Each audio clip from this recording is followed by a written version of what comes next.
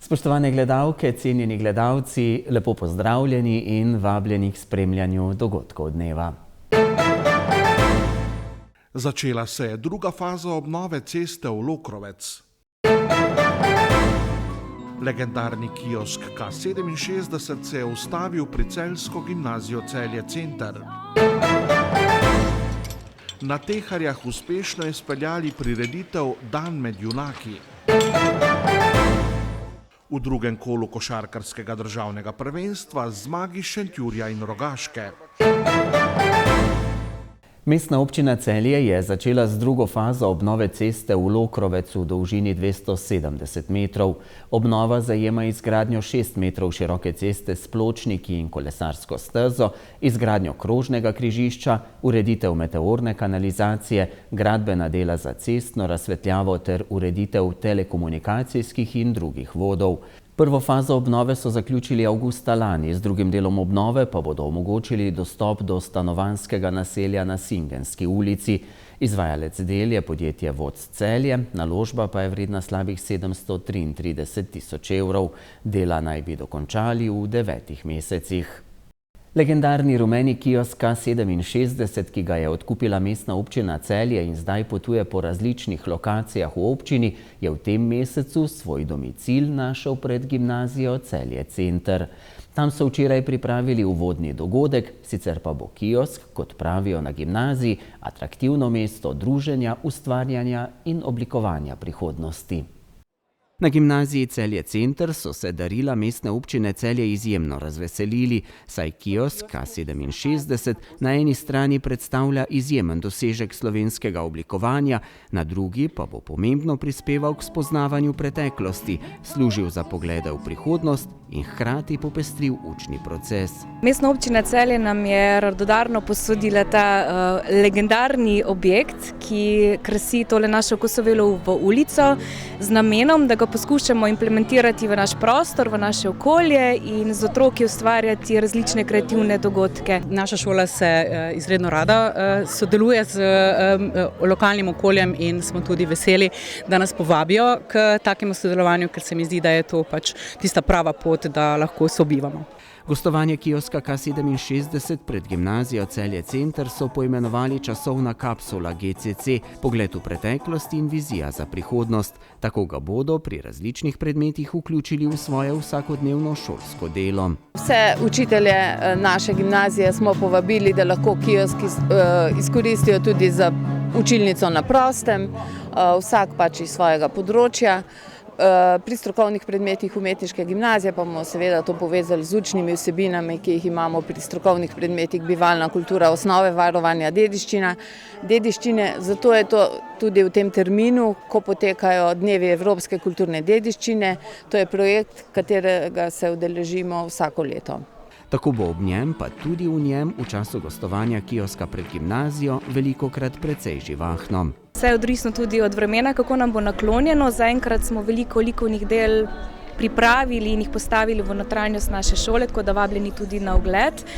Bomo pa videli, kako bo. Seveda želja je, da bi tudi mogoče kakšen del pouka izvedli v samem kiosku, ampak se bomo prilagajali glede na prostor, glede na čas, vreme, tako da upamo, da nam uspe realizirati, kar smo si zadali. Dijaki, ki danes obiskujejo gimnazijo, se takšnih rumenih kioskov praktično ne spomnijo več, saj pri nas večinoma niso več v množični uporabi. Naše načelo pri spoznavanju dijakov z kioskom je bilo takšno, da pač morajo poznati preteklost, zgodovino, da lahko razmišljajo o prihodnosti. Razmišljajo tako, da pravzaprav ga ne poznajo, ker niso živeli v tem času, da jih seznanimo s tem edinstvenim oblikovalskim dosežkom Mehtika, ko je združil industrijsko oblikovanje in arhitekturo. Zdaj, čemu bi pa lahko služil zdaj, ko pač se ukinjajo trafike in podobne zadeve, o tem pa razmišljajo dijaki zelo sproščeno. Kiosk, katerega korenine segajo v leto 1966, ko ga je zasnoval slovenski arhitekt in oblikovalec Saša Mehtik, je doslej gostoval že na Krekovem trgu in v mestni četrti Lava. Selitvijo po mestnih četrteh in krajevnih skupnostih tako postaja glasnik urbanega dogajanja in nagovarja ljudi k soustvarjanju mestnega javnega prostora. Kiosk je bil darilo mesta Celjanom ob letošnjem prazniku Mestne občine Celje v aprilu in od takrat uspešno udejanja svoj namen, se seli po različnih lokacijah po mestu, kjer lepša ali okolje ali predstavlja določene vsebine, ki jih tako organizacije, društva kot posamezniki predlagajo in predstavljajo. In danes je našel prostor tu pred čudovito stavbo Gimnazije Celje Center, kjer deluje tudi umetniška gimnazija likovne smeri, ki se bo s kioskom v teh dneh na prav posebej kreativen način tudi ukvarjala. Verjamem, da bo to paša za oči tako za obiskovalce, kot tudi krasna priložnost za dijake, da izrazijo svojo ustvarjalnost v tem rumenem vesoljčku. Vsak od gostiteljev da kiosku svojo vsebino, zato že z nestrpnostjo čakamo, kdo bo naslednji gostitelj tega legendarnega objekta. Prostovoljno gasilsko društvo Teharje je konec prejšnjega tedna pripravilo prireditev, ki so jo poimenovali Dan med junaki. Na njej so sodelovale ekipe poklicne gasilske enote Celje, nujne medicinske pomoči Celje, policije, vojske in civilne zaščite. Prostovoljno gasilsko društvo Teharje je organiziralo dogodek, ki so ga poimenovali Dan med junaki, kjer so se poleg domačinov, organizatorjev predstavile tudi še druge organizacije za pomoč in reševanje. Na tem dogodku sodeluje društvo, ki je tudi organizator tega dogodka. Sodelujejo poklicna gasilska enota iz Celja, nujna medicinska pomoč iz Splošne bolnišnice Celje, civilna zaščita, slovenska vojska in pa slovenska policija. V pomoč pa nam je tudi bila v sodelovanju tudi s krajevno skupnostjo ter zdravstvenim domom Celje, ki upravlja meritve krvnega tlaka in krvnega sladkorja. Dogodek je potekal na športnem igrišču na Teharjah, kjer se je zbralo lepo število obiskovalcev. Ja, kot predsednik naše krajevne skupnosti sem izredno ponosen na tale dogodek. Prvič v takšni obliki. Jaz mogu rečem, da je to kar nekakšen kakor sejem varnosti naših služb, ki so v zaščito in reševanje. Vesel sem številčnega odziva, predvsem sem vesel, da so tukaj mlade družine z nami in je dogodek res dosegal svoj namen. Za vsakega obiskovalca se je našlo kaj zanimivega. Enote pa so svoje delo predstavile tudi z dinamičnimi predstavitvami. Ja, strani PGD Teharje so nas povabili k sodelovanju, ki smo z veseljem sprejeli. Kakšna je vloga civilne zaščite? Civilna zaščita, glavna vloga je nekako support gasilstvu, pomoč ljudem, preventiva in tako naprej. Ja, da ljudem pokažemo osnove TPO-ja oziroma prve pomoči, da se izobražujemo skupaj, da lahko pomagamo, ko to nekdo potrebuje. Kaj vse danes lahko vidimo tukaj pri vas? Pri nas lahko vidite prvo pomoč oziroma TPO, temeljne postopke oživljanja pri odraslemu in pa temeljne postopke oživljanja pri otroku. Plus tega, da smo potem z gasilcem imobilizirali osebo in jo pripeljali iz nekega visokega mesta na tla, prikaz. Prostovoljno gasilsko društvo Teharje je pred 3 leti praznovalo že 100 let od ustanovitve. Naše gasilsko društvo je bilo ustanovljeno leta 1921, kar pomeni, da letos praznujemo 103 let od naše ustanovitve. Smo društvo druge kategorije, del Gasilske zveze Celje, v kateri je 14 gasilskih društev. V našem društvu trenutno imamo 103 člane, od tega je 30 operativnih gasilcev, kar pomeni, da vsi izpolnjujejo vse strokovno znanje, ki ga morajo imeti za to upravljanje dela, prav tako imajo vsi vso potrebno zaščitno opremo. Veliko delamo tudi na mladini, tako imamo trenutno v našem društvu tudi 38 mladih, za katere skrbi mentorska ekipa. Je pa ob tej priložnosti predsednik društva izpostavil tudi težavo, s katero se v društvu že nekaj časa soočajo. Ja, težava, s katero se že nekaj časa soočamo, je dejansko to, da je naš obstoječi dom, v katerem delujemo že od samega začetka, to je več kot 100 let, dejansko prešel nadgradnje, razširitve, sedaj smo pa dejansko s prostorom tako omejeni, da potrebujemo nov, modern gasilski dom, da bomo dejansko šli naprej nudili kvalitetno varnost proti požarom in ostalim nastalim nesrečam znotraj našega požarnega rajona. Skupaj z mestno občino Celje, ki se tega problema zaveda in aktivno je tudi pristopila k samem reševanju.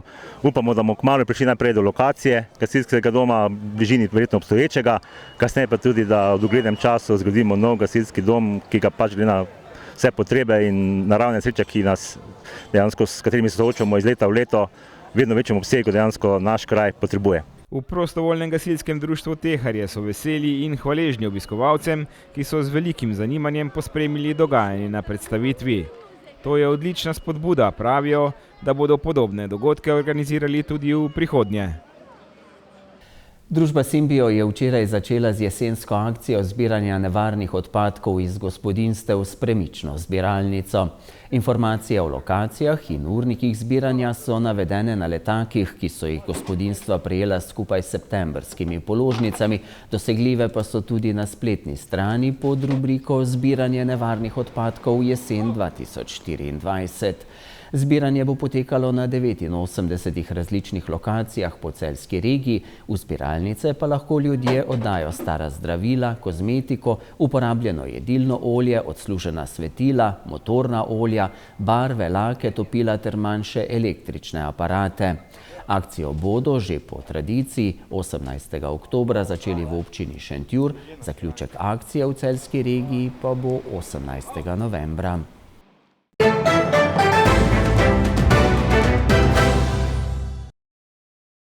V drugem krogu košarkarskega državnega prvenstva so košarkarji Podčetrtka izgubili na gostovanju pri Heliosu. Šentjurčani so na Ponikvi premagali Škofjo Loko in dosegli svojo drugo zaporedno zmago v letošnji sezoni. Lokalni obračun med Rogaško in Zlatorogom so v Rogaški Slatini prepričljivo dobili gostitelji. Prvi polčas ni nakazoval poraza Laščanov za kar 28 točk, saj so do 15. minute vodili, ob odmoru pa imeli 6 točk zaostanka. V drugem delu so Slatinčani prestavili v višjo prestavo. Zadnjo četrtino dobili za kar 17 točk in hud poraz mladega moštva iz Laškega je bil neizbežen. Začeli smo tekmo zelo dobro, zatem pa je sledil padec v igro in mi smo v bistvu sami dovolili Rogaški, da je prevzela pobudo že pred koncem prvega polčasa.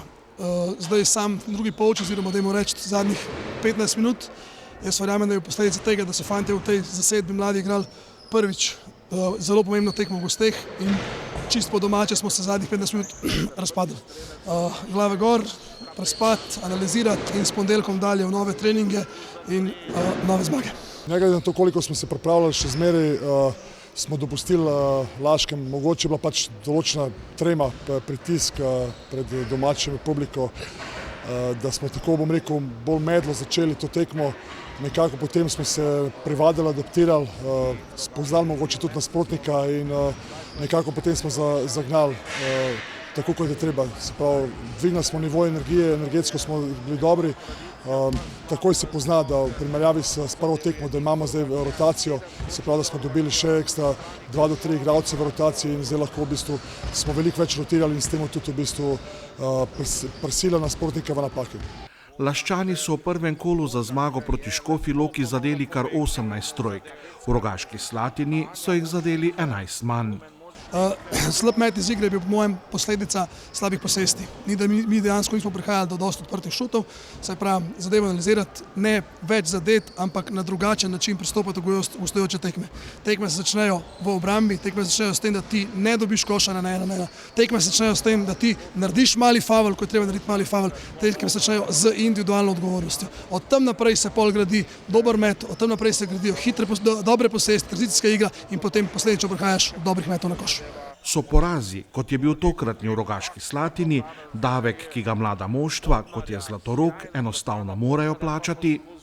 Sicer dejstvo, mi smo zaradi papirjev to tekmo ostali še brez enega, verjetno naših najboljših igralcev, ki prihaja v dnevu ali dveh. To se sicer govorimo že 14 dni, ampak zdaj bi se mogli dejansko zgoditi. Ampak tako je. Mi smo se zavestno odločili, s kakšno ekipo hočemo iti. Mi smo se zavestno odločili, kaj je ideja Laškega v letošnji sezoni oziroma v nekem srednjeročnem obdobju in zdaj razlagati o neki mladosti se mi zdi nekaj libi. Dejstvo je, ja, mi smo mladi, ampak te fantje bojo pač mogli hitro odrasti, pokazati obraz iz prejšnje sobote, se v ponedeljek zjutraj spet pojaviti na treningu in delati bolje. Pri zmagovalcih je bil najboljši strelec Gorbačov, ki je vseh svojih 25 točk dosegel v drugi, tretji in zadnji četrtini. Gorbačov je ta, ki je v bistvu danes pokazal nekaj več napadalno. Prejšnjo tekmo v pokalu je bil to Hegel.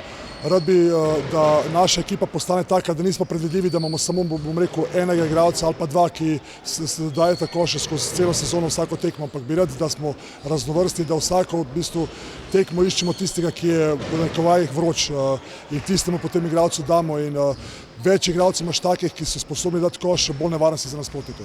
Šentjurčani so v svoji začasni domači dvorani na Ponikvi premagali Škofjo Loko, ki je ob koncu tekme imela celo zadnji napad za zmago ali podaljšek. Težka tekma, vedeli smo, da bo težka tekma. LTH je 3 dni pred prvim krogom menjal trenerja, tu so bile neke nove stvari, igralci smo vedeli, da bodo prišli z dobro energijo in mi smo morali odgovoriti.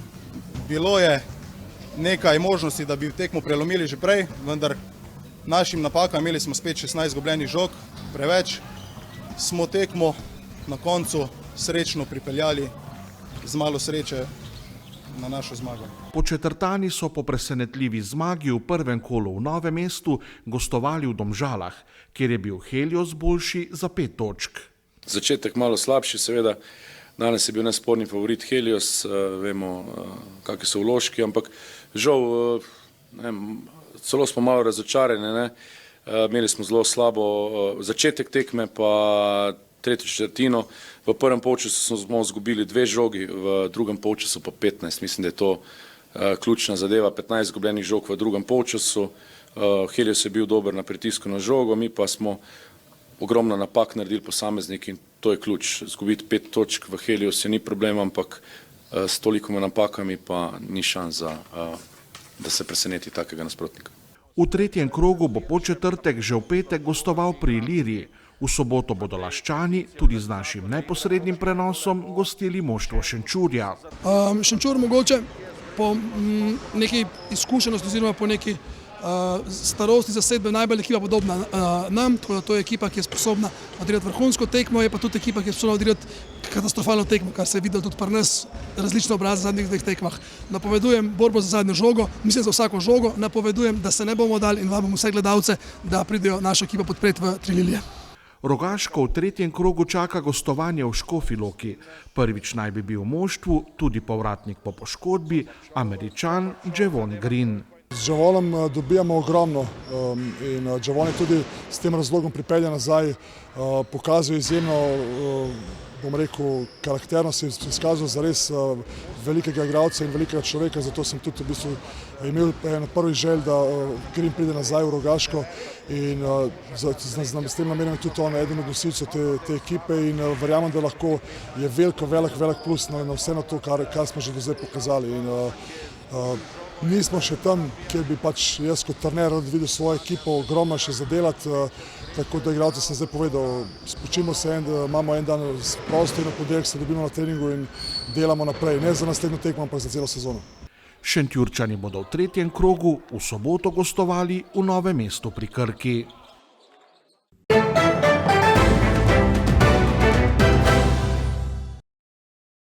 Jutri bo na vzhodu sprva še nekaj jasnine, čez dan bo oblačnost od zahoda spet naraščala. V severozahodni Sloveniji bo že zjutraj deževalo, popoldne se bodo padavine s posameznimi nevihtami okrepile in širile proti vzhodu. Ob morju bo pihal jugo, drugod okrepljen jugozahodni veter.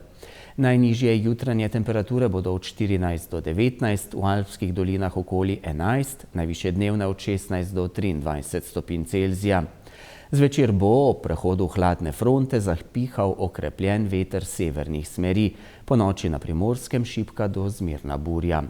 Do petka zjutraj bo dež ponehal. Razjasnilo se bo, po nižinah bo ponekod megla ali nizka oblačnost. V petek bo večinoma sončno s spremenljivo oblačnostjo, popoldne in zvečer bo nastala kakšna ploha. Na Primorskem bo pihala šibka burja. V soboto bo delno jasno, ponekod v notranjosti bo sprva precej nizke oblačnosti. To so bili sredini dogodki dneva. Hvala, ker ste bili v naši družbi. Lep in prijeten večer vam želimo. Nasvidenje.